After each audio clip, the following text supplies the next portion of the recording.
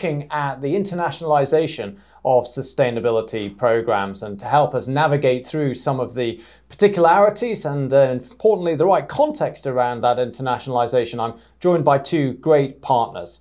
On my right, far right, is Jurgen Tack, Secretary General of the European Landowners Organization.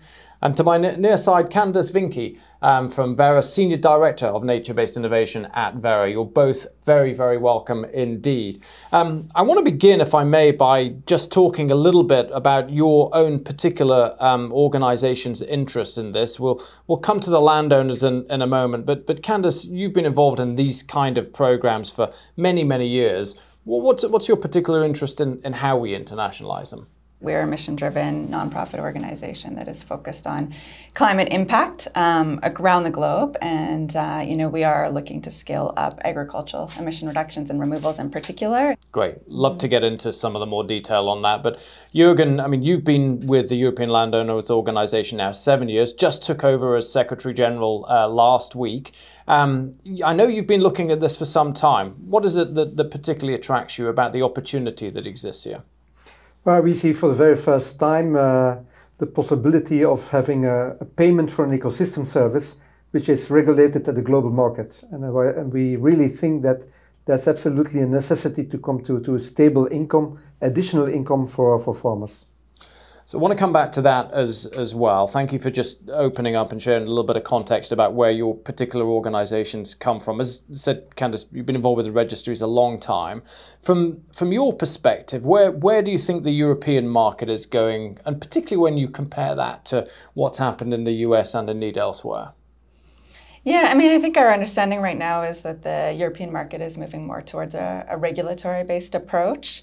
I believe that there was initiative started recently, focused on carbon removals, particularly both in the agriculture sector and also in the industrial sector. And they have launched a process to review all methodologies around the globe in the agriculture sector, and I believe are going to be releasing the results of this assessment later this month. So we see a move more towards a regulatory framework and approach, but that is not to say necessarily that there's no role for the voluntary carbon market within that. We are hopeful that there may be a place for our methodologies to be used within the European context.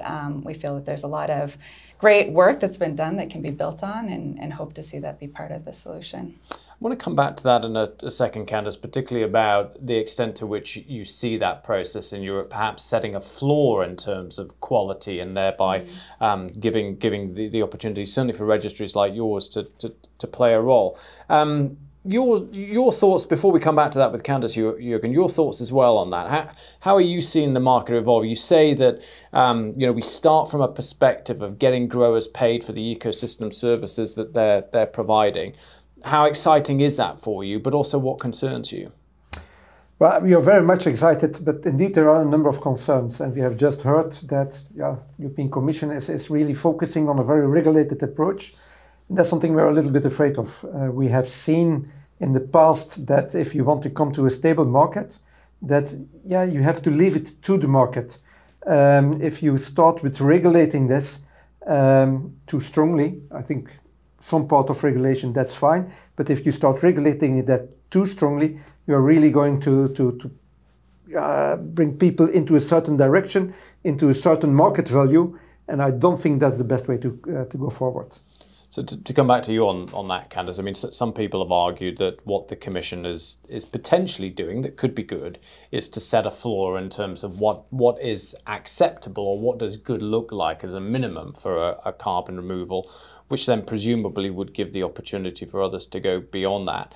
As with all these things, it's where you put the cursor, and one place you could disable the market, and in one place you could enable the market.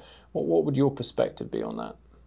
Yeah, I think that it's important to have minimum quality criteria. I think that Verra shares the sort of perspective that there needs to be sort of core criteria that all carbon credits need to meet, and I think that we are supportive of that perspective. And I do think we already have that within our program.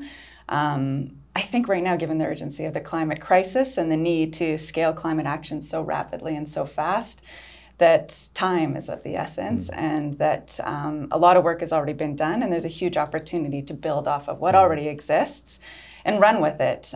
Given that we have 7 years to sort of half global emissions, I think that doing whatever we can as fast as possible is important, and I think the fastest pathway is to build on what already exists and take it from there. We talked, Jurgen, about agriculture being immediate, scalable, it's accessible, but we've got to get growers, landowners to engage. How important do you think it will be to ensure that they're able to generate durable revenue streams, not just year 1 or 2, but over multiple years, decades, that will fund not only the transition, but sustain the transition to sustainable ag? Well, Mark, I think this is in reality in the DNA of a former landowner. I always make the difference between a former landowner, where the soil is capital. People want to make sure that they give the soil to the next generation, or that they are able to sell it at least having the same quality as before. If I compare that with the former tenant, there, let's say the land is a commodity, and that means that you have a very different look at how you treat the land. And I think for a farmer landowner, that long-term perspective is very important. Let's get into some of the detail perhaps around the programme, and I'm going to come back to you, Jurgen, in terms of how well that has been understood by landowners, farmers in Europe. Candace, from your perspective, how does a carbon programme come to life in a uniquely European context? Yeah, I mean, I think that many of the criteria that we have for the global carbon market are similar in a European context, and I think that relates to those core quality criteria that I believe are being set from a regulatory perspective in Europe, and I believe they're actually called the quality criteria. So I think that we just need to continue to build off of those existing criteria that are out there on additionality, permanence, and look to the programs that have already gone before and have developed rules and requirements surrounding them, and think about how they may be applied in a way that's practical in a European context. One of the things that I hear a lot in the debate in Europe, rightly or wrongly, is that the importance of the realness of the claim, the permanence of the claim, and the question of whether or not those two things can be stood up. Do you think that's more uniquely European than anywhere else? And if it is, how do we go about it in the European context? Yeah, I mean, it's an interesting question. I think that it is a concern everywhere, and it should be a concern everywhere, and I don't think it's specific to a European context. I think that, our focus as standard setters, whether regulatory or in the voluntary market, should always be to ensure high quality of those credits, and I don't think that necessarily permanence needs to be treated differently in different contexts or additionality. I think that we need to set the bar high in all cases and ensure that those emission reductions and removals are credible, they're quantified rigorously and robustly, and lead to real emission improvements and reductions. Yeah. I'll just push you a little bit further on that, if I may. Again, there is, or certainly I have encountered, a certain amount of skepticism about whether or not you can calculate soil organic carbon removals in these projects, particularly in agriculture and particularly in soil. How valid do you think those claims are, those concerns are? Yeah, I mean, it's challenging. I think that we have to admit that sometimes quantifying carbon removals can be complicated, particularly because it's costly to take the measurements that we need to ensure that we have rigorous and robust measurements. But that doesn't mean it can't be done. And I think that VM42, which is the methodology for improved agricultural land management, is a rigorous approach for us to quantify the impacts of those interventions over time, and that controls for the uncertainty associated with that and has appropriate discounts to ensure that our estimates are conservative. So if that's the program and the registry side, Jurgen, from your point of view, from the landowner's perspective, how would you rate the familiarity of landowners with these types of programs, their ability to recognize the opportunity and fulfill the requirements that will be needed in order to generate, in this case, a robust carbon credit from soil-based agriculture? Let's say there is a growing interest from the farmers community. That doesn't mean that the largest part of the farmer community is aware of what is going on and how they have to tackle things. That's a part where an organization as mine is coming in, because we have the ability to translate what the policy is deciding and what farmers in the field can do. So that's certainly a task for our organization. What I do see is that, let's say, there is especially an interest of larger farmers. You see that the small family-owned businesses have so many things to do to make sure that they survive, that their interest there is much lower compared with larger companies. We talked a little bit about that in our session at the Indigo Science and Policy Forum. Do you think it's possible to break out? I say break out. First of all, we have to break into big landowners. Well, not first of all, but that's a good start. Do you think you can get this onto the radar and convince small to medium-sized farmers that this is a good thing for them to jump into? And if so, in your mind, what would compel them to join? Well, I certainly think we are able to do that.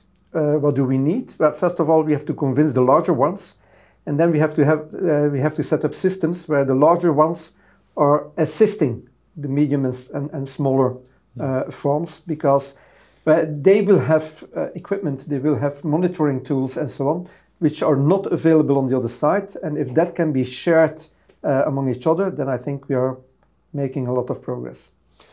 Just continue down that track, and perhaps to come out a little bit of just carbon.